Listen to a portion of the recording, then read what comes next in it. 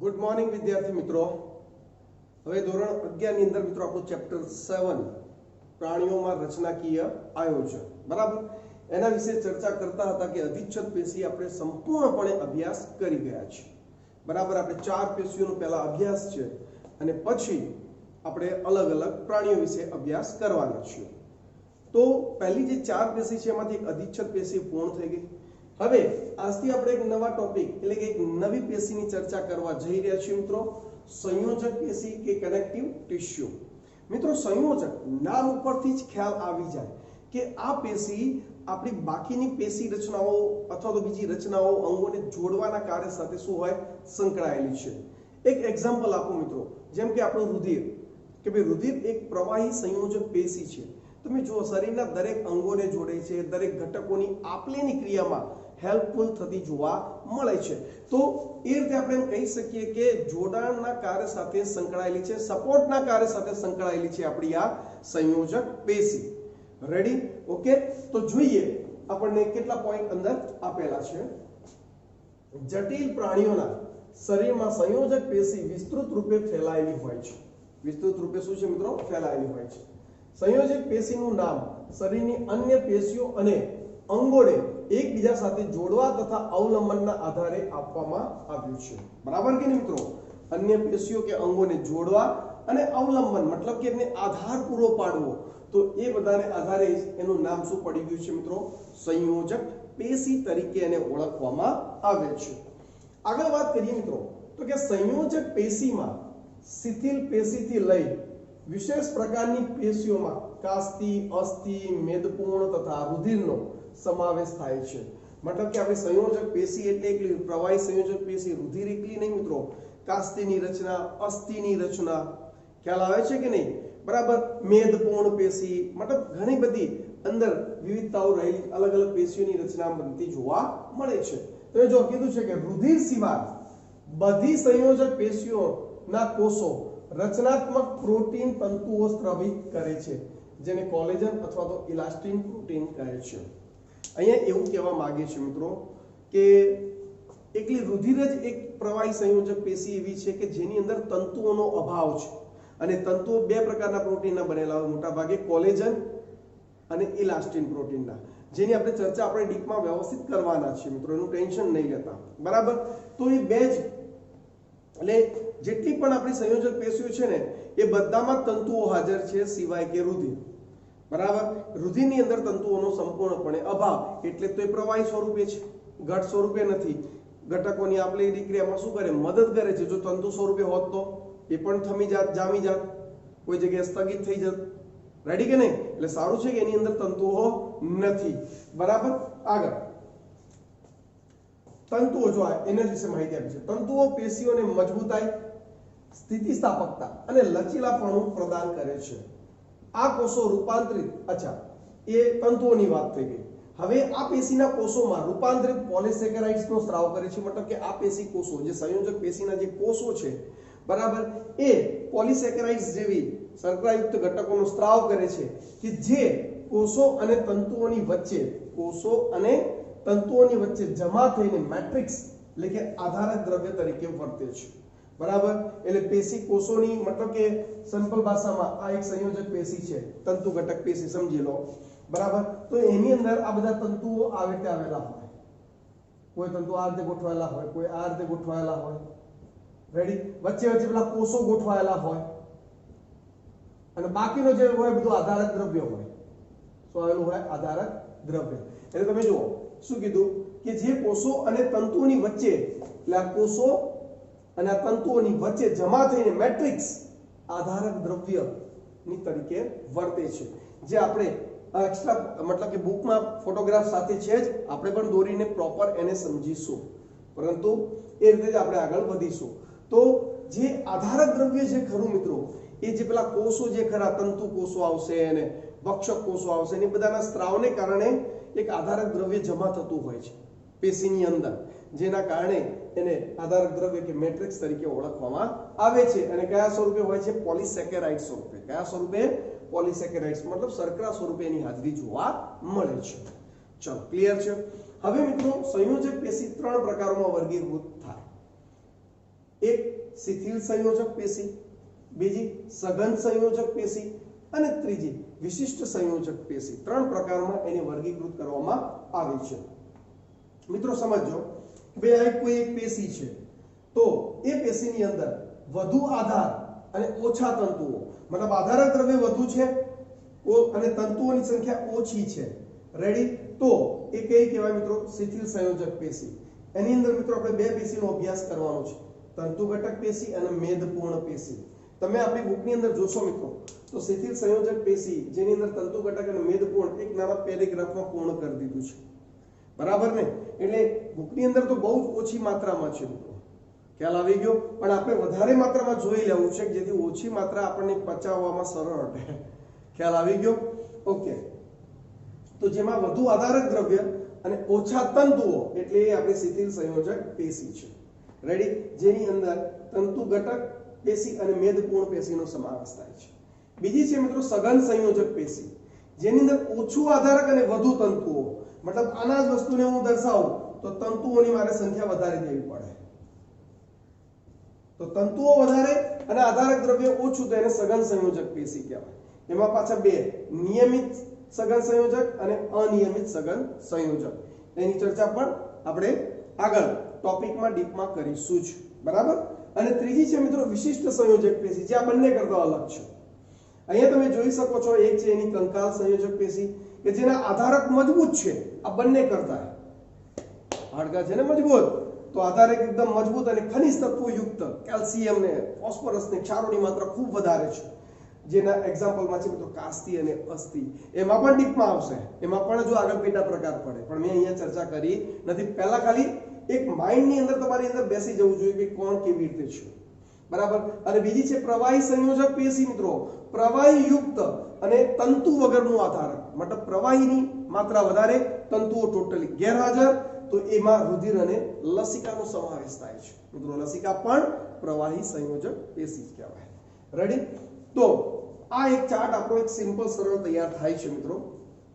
એ ચાર્ટને પણ તમારી બુકની અંદર લખી જ દેવાનો, બનાવી જ દેવાનો. અહીંયા સુધી તો બુકની જ વાત થઈ છે મિત્રો. રેડી? કે ભાઈ સંયોજક પેશી તો કે એના ત્રણ પ્રકાર બુકમાં એના આપી છે કે શિથિલ સંયોજક, સઘન સંયોજક અને વિશિષ્ટ સંયોજક. બરાબર? પણ આપણે એક ચાર્ટ બનાવી દીધો કે શિથિલ સંયોજક તો કે તંતુ ઘટક અને મેદપૂર્ણ, સઘન સંયોજક તો કે નિયમિત અને અનિયમિત, અને વિશિષ્ટ સંયોજક પેશીમાં કંકાલ સંયોજક પેશી અને પ્રવાહી સંયોજક પેશી. તો એક સરસ મજાનો ચાર્ટ દ્વારા તમારું માઇન્ડની અંદર કે ભાઈ સંયોજક પેશી કેવી રીતે હોય એનું એક ક્લિયર ચિત્ર ક્લિયર થઈ ગયું હશે. ચલો, ક્લિયર છે? હવે મિત્રો અહીંયા એક ખાસ ચર્ચા કરવા જઈ રહ્યા છીએ. પહેલા થોડું એડ નવું કરી રહ્યા છીએ. ડાયરેક્ટ પહેલા આપણે પેજ બી લાવી દઈએ, મોટા બોર્ડ લાવી દઈએ. ઓકે, તમે જોવો છો મિત્રો સરળ સંયોજક પેશી ત્રણ ઘટકોની બનેલી છે. એટલે અહીંયા મેં આખો એક પોઈન્ટ અલગ પ્રકારે લીધેલો છે. એ પોઈન્ટ કેવી રીતે છે સમજી લો. પહેલા કે પહેલા સંયોજક પેશી જે આપણી ખરી કે જે શિથિલ સંયોજક હોય કે સઘન સંયોજક હોય કે પેલે વિશિષ્ટ પ્રકારની હોય, તો આ બધી પેશી કોષોની અંદર ખાસ મિત્રો વિશિષ્ટ પ્રકારના કોષો તંતુઓની ચર્ચા થવાની છે. ખાસ કરીને પહેલી બે, એક સઘન સંયોજક પેશી અને શિથિલ સંયોજક પેશી. રુધિર તો આખી અલગ પડી જાય છે. અને જે આપણું કંકાલ, મતલબ કે જે કંકાલ સાથે સંકળાયેલી પેશી રચના છે અસ્થિ ને કાસ્તી, એમાં પણ સાથે એટેચ કરી શકાય. તો અહીંયા મેં એવું કર્યું છે મિત્રો કે બુકનો ટોપિક અહીંયા સ્ટોપ કરી દીધો છે. અને આ જે બધી પેશીઓ છે એમાં કેવા પ્રકારના કોષો જોવા મળે અને એ કોષો કયા કાર્ય સાથે શું છે સંકળાયેલા છે, કયા તંતુઓ જોવા મળે, એ તંતુઓ કયા કાર્ય સાથે સંકળાયેલા છે એની વાત કરવા મિત્રો જઈ રહ્યા છે. બરાબર? થોડું ડીપમાં છે મિત્રો, પણ થોડું ધ્યાન આપશો તો 100% તમને વાંધો આવશે નહીં. બરાબર? તો જો આ સરળ સંયોજક પેશીઓ ત્રણ ઘટકો, એક તો વિવિધ પ્રકારના કોષો એમની અંદર આવેલા છે, તંતુઓ એમની અંદર આવેલા છે અને આધારક દ્રવ્ય એમની અંદર આવેલું હોય છે. બરાબર? તો આ ખાસ કરીને વિવિધ પ્રકારના કોષો અને તંતુઓ ઉપર ચર્ચા આપણે કરવી છે. આધારક દ્રવ્ય તો ઓકે પોલિસેકેરાઇડ્સ યુક્ત જે મેટ્રિક્સ જેને કહીએ તે જ છે. બરાબર? પણ મેઇન મિત્રો ખાસ વિવિધ પ્રકારના કોષો અને તંતુઓ ઉપર ચર્ચા કરવી છે. અને પછી જ્યારે આપણે સંયોજક પેશીમાં જઈશું તો એ બધા ટોપિક તમારા માટે એકદમ સરળ થઈ જશે. બરાબર? તો સરળ સંયોજક પેશીનો પહેલો કોષ છે મિત્રો તંતુકોષ. મિત્રો તંતુકોષ એ આપણે એમ કહી શકીએ કે સંયોજક પેશીઓની અંદર સૌથી અગત્યનો ભાગ ભજવે છે. સૌથી અગત્યનો ભાગ ભજવતા સૌથી મોટા કોષો છે મિત્રો શાખિત કોષો છે. સ્પષ્ટ કોષ કેન્દ્રો અને પોલિસેકેરાઇડ મતલબ કે તંતુ બહારની તરફ અનિયમિત આકારે રીતે લંબાયેલા જોવા મળે છે. અને શાખિત કોષો અને આપણી સંયોજક પેશીઓની અંદર આવેલા કોષોમાંનો સૌથી મોટો કોષ એટલે તંતુકોષ છે. બરાબર. હમણાં આપણે જોયું એનસીઈઆરટી ની વાક્ય રચનામાં ઇલાસ્ટિન અને કોલેજન પ્રોટીનનો સ્ત્રાવ. મિત્રો એ ઇલાસ્ટિન અને કોલેજન પ્રોટીનનો સ્ત્રાવ કરવા વાળા કોષો આ છે તંતુકોષો છે. બરાબર. એટલે સૌથી અગત્યના કોષ સૌથી મહત્વના કોષ તો કે તંતુકોષ. જે પેલું આધારક દ્રવ્ય રચાય છે એ આધારક દ્રવ્ય રચવામાં પણ સૌથી અગત્યનો ભાગ ભજવે છે કોણ મિત્રો? તંતુકોષ છે. બરાબર. તો જુઓ શું કીધું છે તે આ પેશીના મુખ્ય અને સૌથી મોટા કોષો છે. બરાબર. તે મહત્તમ સંખ્યામાં જોવા મળે છે. આ કોષોમાંથી શાખીય કોષરસીય પ્રવર્ધો બરાબર નીકળતા હોવાથી તે અનિયમિત આકારના હોય છે. શાખિત અને આપણે કહી શકીએ મિત્રો કે કોષરસીય પ્રવર્ધો નીકળી રહ્યા છે એની અંદરથી રેડી અને અનિયમિત આકારના હોય છે. બરાબર. કોઈ ચોક્કસ આકાર નથી. બરાબર. તેઓ બે પ્રકારના પ્રોટીનનું સંશ્લેષણ કરે છે. એક કોલેજન પ્રોટીન અને બીજું કયું છે મિત્રો? ઇલાસ્ટિન પ્રોટીન. એક કોલેજન પ્રોટીન અને બીજું ઇલાસ્ટિન પ્રોટીન. મિત્રો સંયોજક પેશી અને સઘન સંયોજક પેશી અને શિથિલ સંયોજક પેશીની અંદર તંતુઓની ખાસ હાજરી જોવા મળે અને તંતુઓ અહીંયા તમે જોઈ શકો છો મિત્રો તંતુઓ હેડિંગ છે જ એમાં ઇલાસ્ટિન પ્રોટીનના પીળા તંતુઓ અને કોલેજન પ્રોટીનના સફેદ તંતુઓની ખાસ હાજરી જોવા મળે. તો એ બંને પેશીઓની અંદર જે પણ તંતુઓ જોવા મળે છે તંતુઓ માટે જવાબદાર કોણ છે? તંતુકોષો છે. બરાબર. એટલે તંતુકોષો જ આ કોલેજન અને ઇલાસ્ટિન પ્રોટીનનું સંશ્લેષણ કરે છે. એટલે ખરેખર ખૂબ અગત્યના કહી શકાય છે. એનસીઈઆરટીમાં મિત્રો આપણને પહેલી શિથિલ સંયોજક પેશીમાં ત્રણ પ્રકારના કોષો જોવા મળે. તંતુ ઘટક પેશીમાં ત્રણ તંતુકોષ. બરાબર. એના પછી વાત કરીએ તો મેક્રોફેજ એટલે કે ભક્ષક કોષ. બરાબર. અને ત્રીજા અહીંયા આપણને જે આપેલા છે તે બરાબર માસ્ટર કોષ. એ ત્રણ ખાલી હેડિંગ જ આપ્યા છે પણ આપણે એ ત્રણેય કોષો વિશે ટોટલી પહેલા માહિતી લઈ રહ્યા છે અને આ કોષો બીજે પેશીઓમાં પણ જોવા મળે છે. તો આપણે શું કર્યું એ પેશી જ્યારે ચાલશે ત્યારે ઉપર છેલ્લી ચર્ચા કરી લઈશું પણ પહેલા એ બધા જ કોષો વિશે આપણે માહિતી લઈ લેવી છે કે જેથી આપણને ખબર પડે કે આ પેશી કોષોની અંદર મતલબ પેશીની અંદર આ કોષો આ કાર્ય સાથે શું હશે? સંકળાયેલા હશે. એ વખતે હું ખાલી તમને ઉપર છેલ્લી માહિતી આપી દઈશ કેમ કે તમને હું પહેલા જ બધું ભણાવી દઉં છું. ચલો ક્લિયર? ખબર પડે છે કે નહીં? આપણે શું કરી રહ્યા છીએ? જે સંયોજક પેશીઓ છે એની અંદર જોવા મળતા જે કોષો અને જે તંતુઓ છે ને એની માહિતી પહેલા લઈ રહ્યા છે. બરાબર. અને પછી બુકની વાક્ય રચના પ્રમાણે થોડું માહિતી લઈ લઈશું.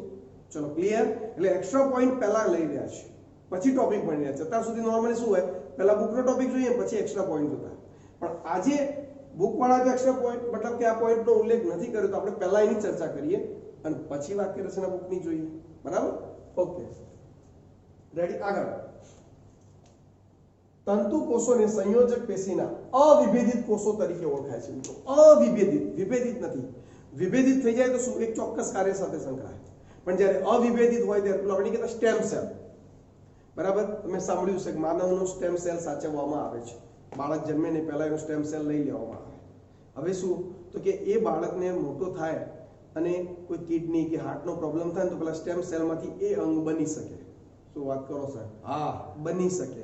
કારણ કે એ સ્ટેમ સેલ એને કોષને કાર્યોની વહેંચણી નહોતી થઈ. બરાબર. જે આપણે કહીએ ફલિતાંડ જેમ આપણો કેવો પહેલો કોષ હોય એમાંથી કોષ વિભાજન થાય 100 ટ્રિલિયન કોષો બને પછી એ કોષોને કાર્યોની વહેંચણી થાય કોષો ભેગા મળી પેશી, પેશી ભેગી મળી અંગ, અંગ ભેગા મળી અંગતંત્રો બને. પરંતુ પહેલો કોષને તો ખબર જ ના હોય કે મારે કયા કાર્યનું નિર્માણ કરવાનું છે તો એવા કોષને સ્ટેમ સેલ કહેવાય. બરાબર. તો એ પણ અવિભેદિત હોય અને તંતુ કોષો સંયોજક પેશીના અવિભેદિત કોષો તરીકે ઓળખાય છે. મતલબ એમને પહેલાથી ફિક્સ ના હોય કે કોઈ કાર્ય સાથે એ જરૂર પડે એ પ્રમાણે એ એમનું રૂપાંતરણ કરતા હોય છે. બરાબર. ઓકે. કારણ કે તેઓ અસ્થિ અને કાસ્તિના સર્જવા માટે અસ્થિ સર્જક અને કાસ્તિ સર્જકના રૂપાંતરણ થઈ શકે છે. તમે જોયું અસ્થિ અને કાસ્તિના નિર્માણ માટે પણ કોણ છે? તંતુ કોષો છે. એટલે અવિભેદિત સ્વરૂપે રહે છે અને પછી જરૂર પડે ત્યારે અસ્થિ સર્જક કોષોમાં કન્વર્ટ થઈ શકે અને કાસ્તિક કોષોના સર્જનમાં કન્વર્ટ થઈ શકે છે બરાબર તો તમે જોઈ શકો છો આપણા તંતુ કોષ કે જે મુખ્ય તંતુ આપણા ઇલાસ્ટિન અને કોલેજન પ્રોટીનના જે બનેલા હોય છે તંતુઓનું નિર્માણ પણ તંતુ કોષો કરે છે બરાબર સૌથી મોટા પણ છે સૌથી મહત્વના પણ છે અવિભેદિત કોષો સ્વરૂપે રહે છે જરૂર પડે ત્યારે કાસ્તિક કોષોના સર્જનમાં જોડાય જરૂર પડે તો અસ્થિ કોષોના સર્જનમાં પણ જોડાય છે તો પહેલા કોષ હતા મિત્રો કયા તંતુ કોષો ચલો ક્લિયર છે રેડી હવે આવો જ એક બીજો કોષ છે મિત્રો મેક્રોફેજ બરાબર જેને હિસ્ટોસાઇટ્સ અથવા તો બૃહદ કોષો અથવા તો ભક્ષક કોષો તરીકે પણ ઓળખવામાં આવે છે બરાબર આ કોષો મિત્રો આપણે એમ કહી શકીએ આપણા રુધિરથી લઈને સંયોજક પેશી હવે રુધિર બી એક પ્રવાહી સંયોજક પેશી છે તો એની અંદર પણ હાજરી જોવા મળે અને આપણી જે આ સંયોજક પેશીઓ જે ખરી બરાબર જે તંતુ ઘટક પેશી છે એની અંદર પણ આ પેશી કોષોની હાજરી જોવા મળે છે તો એટલે માટે એને અલગ અલગ નામોથી આપણે ઓળખતા હોઈએ છીએ આ કોષો અમીબીય આકારના હોય છે મતલબ અમીબીય પ્રચલન ધરાવતા અનિયમિત આકાર કહી શકાય છે બરાબર તેમજ તેમનું કોષ કેન્દ્ર મિત્રો વાલ આકાર એટલે કે મૂત્રપિંડ આકારનું હોય છે વાલ આકાર કે મૂત્રપિંડ આકારનું હોય છે કણિકા વિહીન કોષો છે મતલબ કે અંદર કણિકાઓની કોઈ હાજરી હોતી નથી પરંતુ લાઇસોઝોમની વધુ માત્રા હોવાથી કણિકાઓ જેવું લાગે છે લાઇસોઝોમ વધારે જોવા મળે છે અને મિત્રો લાઇસોઝોમ વધારે હોય એટલે ભક્ષણનું કાર્ય વધારે સારી રીતે કરી શકે ફેગોસાઇટ્સ અને પિનોસાઇટ્સ ભણી ગયા આપણે આગળ બરાબર ને એટલે તો એ ભક્ષક એટલે ઘન ભક્ષણ કરે તો ફેગોસાઇટ્સ પ્રવાહી ભક્ષણ કરે તો પિનોસાઇટ્સ એટલે એ ભક્ષણના કાર્ય સાથે સંકળાયેલા છે એટલે જો આગળ આપ્યું છે તેઓ સંયોજક પેશીના સફાઈ કામદાર તરીકે ઓળખાય છે આ કોષો સફાઈ કામદાર છે કચરો બધો સાફ કરી કાઢે કે ભાઈ કારણ કે તેઓ મૃત કોષો બેક્ટેરિયા વાયરસ વિષારી દ્રવ્યો નો શું કરે નાશ કરતા હોય છે બરાબર તો એક પ્રકારના આ મેક્રોફેજ બરાબર મેક્રો એટલે મોટા એટલે બૃહદ કોષો થઈ ગયા રેડી ભક્ષક હિસ્ટોસાઇટ્સ તરીકે એમને ઓળખવામાં આવે છે ચલો ક્લિયર છે વિદ્યાર્થી મિત્રો ખ્યાલ આવી ગયો દરેકને રેડી તો બે કોષોનો આપણે અભ્યાસ કર્યો બરાબર આ બંને તંતુ ઘટક પેશીમાં છે એમ જ કહી દીધું છે તંતુ ઘટકમાં વિતંતુ કોષો બૃહદ કોષો એમ જોવા મળે બસ પણ આપણે એના વિશે જાણ્યું કે ભાઈ તંતુ કોષનું કાર્ય શું છે આ મેક્રોફેજ હિસ્ટોસાઇટ્સ કે બૃહદ કોષ કે ભક્ષક કોષનું કાર્ય શું છે બરાબર આવા ભક્ષક કોષો મિત્રો આપણા દરેક અંગમાં અલગ અલગ લીવરની અંદર પણ હોય છે બરાબર યકૃતની અંદર જે કુફર સેલ્સ તરીકે ઓળખાય છે બરાબર તો ભક્ષક કોષો દરેકે દરેક જગ્યાએ અલગ અલગ હોય રુધિરમાં જે આપણે કીધું કે આપણા જે લસિકા કણો એ આ ટાઈપના જ હોય છે આ જ લસિકા કણ છે પણ ત્યાં અલગ નામથી ઓળખાય છે અહીંયા કોઈ બીજા અંગની અંદર બીજા કોઈ કોષના નામથી ઓળખાય છે ખ્યાલ આવી ગયો પણ એમનું કાર્ય શું ભક્ષણના કાર્ય સાથે સંકળાયેલા છે ચલો ક્લિયર છે ઓકે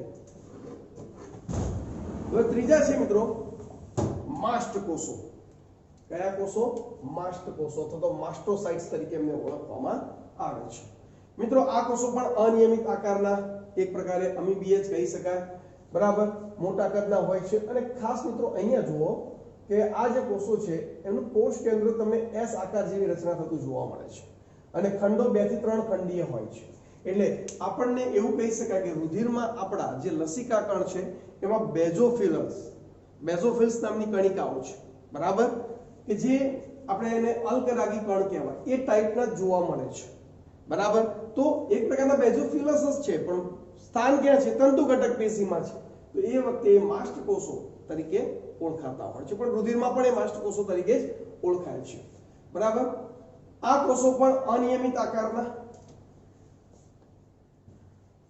અને મોટા કદના હોય છે તેમના કોષ રસમાં બેઝોફિલિક કણિકાઓ અહીંયા તમે જોઈ શકો છો બેઝોફિલિક કણિકાઓ આવેલી હોય છે બરાબર એક્ચ્યુઅલી બેઝોફિલિક કણિકાઓ મિત્રો એક બેઝિક અભિરંજક છે મિથિલિન બ્લુ કયું મિત્રો મિથિલિન બ્લુ એના વડે અભિરંજિત થવાને આધારે એને બેઝોફિલિક કણિકાઓ કહે છે અને મિત્રો આ ટોપિક આપણે રુધિરવાળા ટોપિકની અંદર હું તમને સ્પષ્ટ આખો એક ચાર્ટ સાથે ક્લિયર કરી આપીશ જે અભિરંજકોની બધાની જે વાત કરે છે ને એની બરાબર માટે તેઓ રચના અને કાર્યની દ્રષ્ટિએ રુધિરમાં આવેલા બેઝોફિલ્સ જેવા જ છે તેઓ 3 પ્રકારના સક્રિય દ્રવ્યોનો સ્ત્રાવ કરે છે પહેલું છે મિત્રો હિસ્ટોમાઇન બીજું છે સેરોટોનિન અને ત્રીજું છે હિપેરિન બરાબર હવે જો હિસ્ટેમાઇન શું છે? હિસ્ટેમાઇન એક પ્રોટીન છે, બરાબર. જ્યારે એલર્જી ઉત્પન્ન કરતા ઘટકો શરીરમાં પ્રવેશે છે, મિત્રો આપણા શરીરમાં એલર્જી ઉત્પન્ન કરતા ઘટકો જ્યારે આપણા શરીરમાં પ્રવેશે છે ત્યારે માસ્ટ કોષો કોનો સ્ત્રાવ કરે? ઉત્તેજિત થાય છે અને હિસ્ટેમાઇનનો સ્ત્રાવ કરે છે. માસ્ટ કોષો કોનો સ્ત્રાવ કરે? હિસ્ટેમાઇનનો સ્ત્રાવ કરતા હોય છે એ એલર્જી પ્રેરક ઘટકોને કંટ્રોલ કરવા માટે, બરાબર. પરંતુ ઘણીવાર ખબર છે ઘણા લોકોને પરાગરજની એલર્જી હોય, ધૂળની એલર્જી હોય, બરાબર. એટલે એ વખતે નોર્મલી ઓછી માત્રામાં હિસ્ટેમાઇન મુક્ત થતો, પણ જ્યારે હિસ્ટેમાઇનની માત્રા વધી જાય, બરાબર, એટલે એ લોકોને છીંકો આવવાની શરૂઆત થઈ જતી હોય, શ્વાસ લેવામાં તકલીફ પડતી હોય છે, બરાબર. તો ખાસ આ વસ્તુ કે ભાઈ જ્યારે એલર્જી પ્રેરકો, એલર્જી ઉત્પન્ન કરતા ઘટકો આપણા શરીરમાં દાખલ થાય છે ત્યારે આ હિસ્ટેમાઇન કોનો સ્ત્રાવ કરે છે મિત્રો? તો એટલે કે માસ્ટ કોષો કોનો સ્ત્રાવ કરે છે? હિસ્ટેમાઇનનો સ્ત્રાવ કરતા હોય છે, બરાબર. હવે મુખ્ય એનો પોઈન્ટ બીજો જોઈએ મિત્રો, બીજું શું કાર્ય કરે છે એ લોકો, બરાબર. આથી રુધિરનો થોડોક ભાગ શ્વેત કણ સાથે અચ્છા મિત્રો આ આખો પોઈન્ટ અલગ થઈ ગયો. હવે એક પોઈન્ટ અલગ છે મિત્રો, અહીંયાથી આથી નહીં રાખીએ, અહીંયાથી આપણે નવો પોઈન્ટ સ્વરૂપે વિચારીએ કે જ્યારે કોઈ વ્યક્તિને વાગે છે અથવા તો કોઈ જગ્યાએ પડી જાય છે તો જો એની સ્થિતિ છે કે રુધિરનો થોડોક ભાગ શ્વેત કણ સાથે રુધિર કેશિકામાંથી બહાર આવે છે અને આંતરકોષીય અવકાશમાં જમા થાય છે. રુધિરનો આ ભાગ જામેલું કહેવાય છે મિત્રો. ખબર છે આપણને કોઈ જગ્યાએ વાગી ગયું હોય, કોણીનો ભાગ હોય, ઘૂંટણનો ભાગ હોય કે પગનો ભાગ હોય, બરાબર, તો ત્યાં થોડો સોજો આવતો હોય છે, બરાબર. તો બસ એ સ્થિતિનું અહીંયા સૂચન કરેલું છે. જુઓ, રુધિરનો આ ભાગ જામેલું કહેવાય છે, જેના લીધે અસર પામેલ વિસ્તાર ફૂલી જાય છે અને આ ફૂલેલો ભાગ લાલ, દાહક અને પીડાદાયક હોય છે. આ પ્રકારના ફૂલેલા ભાગને સોજો કહે છે. મતલબ સોજો આવવાની ક્રિયા માટે પણ કોણ જવાબદાર છે? હિસ્ટેમાઇન છે. અહીંયા એક પોઈન્ટ સમજી લો કે એલર્જી સાથે સંકળાયેલા હતા આ હિસ્ટેમાઇન કોષો. હવે બીજો પોઈન્ટ છે કે કોઈ વ્યક્તિ કોઈ જગ્યાએ પડી ગયો, બરાબર. હવે એ જે ભાગ છોલાઈ ગયો છે કે વાગ્યું છે તો બહારથી કોઈ બેક્ટેરિયા, સૂક્ષ્મજીવો અંદર દાખલ થવાના કે નહીં, અને સંક્રમિત કરી શકે છે કે નહીં, ઇન્ફેક્શન ફેલાવી શકે છે કે નહીં, તો તરત જ એવી સ્થિતિમાં આ માસ્ટ કોષો હિસ્ટેમાઇનનો સ્ત્રાવ કરશે, બરાબર. અને એ હિસ્ટેમાઇન ત્યાં જઈને જે રુધિર કેશિકાઓમાંથી બહાર નીકળી શ્વેત કણો સાથે ત્યાં પહોંચી જાય, બરાબર. ત્યાં થોડું રુધિર જામી પણ જાય, ભાગ ફૂલી જાય, સોજો આવવાવાળી સ્થિતિ આપણને ત્યાં જોવા મળે છે, બરાબર. અને એવી સ્થિતિમાં ખબર છે મિત્રો ત્યાં લાલાશ પડતો વિસ્તાર થઈ જાય, દાહક એટલે આપણને બળતરા થતી હોય છે અને આપણને પીડા પણ થતી હોય છે, બરાબર. તો એ કોના કારણે છે? હિસ્ટેમાઇનના કારણે છે. હવે આપણને એમ થાય સર આ તો નુકસાનકારક છે. નહીં મિત્રો, હિસ્ટેમાઇન નુકસાનકારક નથી. એ આપણને ત્યાં રક્ષણ આપવા માટે લડી રહ્યો છે સૈન્ય સાથે, તો એ આપણા માટે શું છે? ફાયદાકારક છે. તમે જો વાગે સોજો આવે છે પણ થોડા સમય પછી ધીરે ધીરે સોજો બેસી જાય છે કે નહીં, રેડી? તો એ લડવાનું કાર્ય કરે છે, ત્યાં આપણા બચાવ માટે કામ કરતો હોય છે, બરાબર. ઓકે. આ સિવાય મિત્રો હિસ્ટેમાઇન વાહિકા વિસ્તારક પણ છે, જે રુધિર વાહિનીઓનું વિસ્તરણ કરે છે અને અસર પામેલ વિસ્તારમાં રુધિર પરિવહન વધારે છે. મતલબ જે આપણને વાગ્યું છે, બરાબર, ત્યાંની રુધિર વાહિનીઓનો વિસ્તાર પહોળો કરી દેશે, જેથી રુધિર પ્રવાહ ઝડપીથી પસાર થઈ શકે અને શુદ્ધ રુધિર એ વિસ્તારમાં ઝડપથી જે જરૂરી ઘટકોને, જે જરૂરી મતલબ ઓક્સિજન હોય, કચરો દૂર કરવાનો હોય, તો એ બધી પ્રોસેસ ઝડપી કરી કાઢે છે કે જેથી આપણને ત્યાં ઝડપથી મતલબ સાજું થઈ જાય. તો એ કાર્ય માસ્ટ કોષોનો કોણ કરે? હિસ્ટેમાઇન કરે છે. તમે જોઈ શકો છો હિસ્ટેમાઇન ખાલી બુકની અંદર એક વર્ડમાં બતાવી દીધું છે, પણ એના ઘણા બધા કાર્યો અહીંયા જોવા મળે છે. બુકમાં તો ફક્ત માસ્ટ કોષો જ આપ્યું છે, પણ એ માસ્ટ કોષોના હિસ્ટેમાઇન, સેરેટોનિન અને હિપેરિન વિશે આપણે માહિતી લેવી છે, બરાબર. સેરેટોનિન, બરાબર. સેરેટોનિનને મિત્રો 5 હાઇડ્રોક્સી ટ્રિપ્ટામાઇન તરીકે પણ ઓળખવામાં આવે છે, બરાબર. સેરેટોનિનને શું મિત્રો? 5 હાઇડ્રોક્સી ટ્રિપ્ટામાઇન, રેડી મિત્રો. આ બધા પોઈન્ટ એવા છે ને કે ક્યાંક ને ક્યાંક આગળ ઉલ્લેખ થવાના છે, એટલે એવું નહીં સમજતા કે બહારના છે, કંઈ નથી, નોલેજ લઈને શું કામ છે, કામમાં આવશે જ ક્યાંક ને ક્યાંક. છેલ્લે ક્યાંક વળી નીટમાં બહારના એમસીક્યુમાં પૂછાઈ જાય, બરાબર, એટલે તૈયાર તો કરવાના થાય જ છે. તો 5 હાઇડ્રોક્સી ટ્રિપ્ટામાઇન તરીકે ઓળખાય છે. આ પણ એક પ્રોટીન જ છે. તે રુધિર વાહિનીઓનું સંકોચન પ્રેરી રુધિર પરિવહનને ઓછું કરે છે. મિત્રો જુઓ, પેલી રુધિર વાહિનીઓને હિસ્ટેમાઇન સંકોચન કરતો, વિસ્તરણ કરતો, જેથી રુધિર વધારે પ્રવાહ પસાર થાય, બરાબર. પરંતુ સમજી લો કોઈ જગ્યાએ કાપ મોટો થઈ ગયો છે, રુધિર અતિશય બહાર નીકળી રહ્યું છે. હવે જો એને કંટ્રોલ કરવામાં ન આવે તો, જો કંટ્રોલ કરવામાં ના આવે તો રુધિર વહેતું જ જશે. અને જો રુધિર વહેતું જશે એને કોઈ હોસ્પિટલાઇઝ કરશે નહીં, કારણ કે એ કોઈ એવી જગ્યા છે કે જ્યાં જલ્દી ડોક્ટર મળે એમ નથી, હોસ્પિટલ મળે એમ નથી, બરાબર. અને જો રુધિર વધારે વહી જશે તો વ્યક્તિ શું થશે? મૃત્યુ પામતો હોય છે. ખ્યાલ આવે છે કે નહીં? એવો વ્યક્તિ મિત્રો મૃત્યુ પામતો હોય છે. તો એ મૃત્યુ ન પામે એટલા માટે એક સિસ્ટમ આપણા અંદર કાર્યરત છે કે ભાઈ વધારે પડતું રુધિર જે વહી રહ્યું છે ને એને અટકાવવું છે. તો જે જગ્યાએ રુધિર વાહિનીઓ વધારે કટ થઈ ગઈ છે, વધારે રુધિર વહી રહ્યું છે, એ જગ્યાએ રુધિર વાહિનીઓનું સંકોચન પ્રેરે. પેલા કરતા ઊંધું, હિસ્ટેમાઇન કરતા સેરોટોનિન. રુધિર વાહિનીઓનું સંકોચન પ્રેરે, જેથી રુધિરનો જથ્થો બહાર ઓછો જાય. ખ્યાલ આવ્યો? જેથી એ વ્યક્તિને આપણે હોસ્પિટલમાં પહોંચાડીએ ત્યાં સુધી એનું એ તંત્ર વર્કઆઉટ કરતું હોય છે મિત્રો. એને રુધિર બહાર જતું અટકાવવામાં મહત્વનો ભાગ ભજવે છે. કોણ? તો કે સેરોટોનિન. જો શું કહે છે? તે વાહિનીઓનું સંકોચન પ્રેરે છે અને રુધિર પરિવહન ઓછું કરે છે, બરાબર, કે જેથી એ વ્યક્તિનો આપણે બચાવ કરી શકીએ છીએ, બરાબર. રેડી? આગળ જો અહીંયા એક્ઝામ્પલ આપેલું છે. ઘા કે ઈજાના સ્થાને માસ્ટકોષો સેરોટોનિનનો સ્ત્રાવ કરે છે, જે રુધિરના વધુ પડતા સ્ત્રાવને ઘટાડે છે, બરાબર. એટલે એ પણ કાર્ય જરૂરી છે, બરાબર. એટલે આ બધા એકબીજાના વિરોધી કાર્યો થયા. આ રુધિર વાહિનીઓનું વિસ્તરણ પ્રેરે, રુધિરનો જથ્થો વધારે જવાય, પણ એ કટ ન થઈ હોય ત્યાં. કટ થઈ ગઈ છે તો પછી કામમાં કોણ આવવાની છે? સેરોટોનિન. ખ્યાલ આવી ગયો? એટલે માસ્ટકોષો એ પ્રમાણે સ્ત્રાવ કરશે, કાં તો હિસ્ટેમાઇન કટ ન થયું હોય તો, જો કટ થઈ ગયું છે તો કોનો સ્ત્રાવ કરશે? સેરોટોનિન, કે જે વધારે રુધિર બહાર જતું અટકાવવા માટે રુધિર વાહિનીઓનું શું પ્રેરે?